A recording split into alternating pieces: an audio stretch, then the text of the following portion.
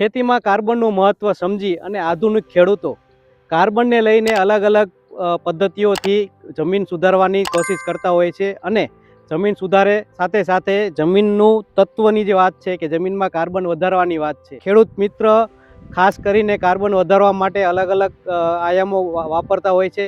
એવું જ આપણે આજ આવી રહ્યા છીએ ધાણાના પાકમાં. ખેડૂતે આપણું યુનિ આશીર્વાદ ગોલ્ડ વાપરી અને સારા પરિણામો મેળવ્યા છે. એના વિશે આપણે થોડી ચર્ચા કરીશું અને સાથે સાથે એમના અભિપ્રાયો જાણીશું કે યુનિ આશીર્વાદ ગોલ્ડ એમણે જે વાપર્યું હતું અને જેટલામાં નથી વાપર્યું એમાં એમને શું તફાવત દેખાય છે. તો ચાલો જાણીએ. નમસ્કાર. તમારું નામ, ગામ અને તાલુકો જણાવો. નામ મારું કમલેશભાઈ, તાલુકો ગારિયાધાર, જિલ્લો ભાવનગર.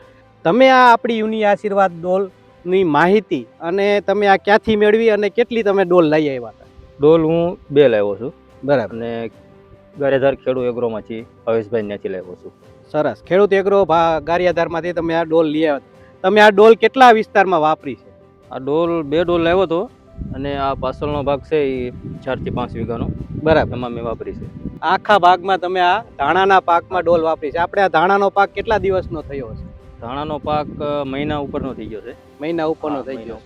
તો તમને આ ડોલ વાપર્યા પછી જે આટલામાં તમે વાપરી છે અને બીજામાં તમે નથી વાપરી, તો તમને કોઈ તફાવત જોવા મળે છે એના ઉગાવામાં કે એની વધમાં કહેવામાં કાંઈ? હા, અટાણે તો બહુ સારો દેખાય છે છોડવો. અને બીજી વાતમાં આમાં વાપરી છે એમાં થોડોક ફેર વધારે લાગે છે અને નથી વાપરી એમાં છોડવો થોડોક નબળો દેખાય છે. એટલે છોડવાનો જે વિકાસ થવો જોઈએ એટલો પૂરેપૂરો મળતો નથી. તો ખેડૂત મિત્રો તમે જોઈ શકો છો તેમ મારી જે ડાબી બાજુ છે એમાં ખેડૂત મિત્રએ આપણી યુનિ આશીર્વાદ ડોલનો વપરાશ કરેલો છે, 2 ડોલનો 5 વીઘામાં, અને એની સામે આમાં એમણે વાપરેલ નથી. તો એમનું ખેડૂત મિત્રનું ખુદનું એવું કહેવું છે કે આમાં સારા એવા વધ વિકાસ છોડનો વિકાસ સારો જોવા મળે છે અને સાથે સાથે છોડ પણ લીલાશ દેખાય છે બીજા છોડ કરતાં.